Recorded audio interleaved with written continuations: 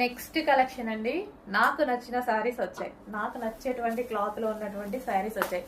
Marsh మెల్లో, మీకు తెలిసిన ఫ్యాబ్రిక్ విస్కాస్ జార్జెట్. మార్ష్ మెల్లో అసలు ఈ ఫ్యాబ్రిక్ గురించి నేను బాగా వెయిట్ చేస్తాను. సో మీకు నచ్చింది అనే దానికన్నా నాకు నచ్చిన ఫ్యాబ్రిక్ అనొచ్చు. అసలు ఎంత నైస్ గా ఉంటుంది తెలుసా ఫ్యాబ్రిక్ అయితే.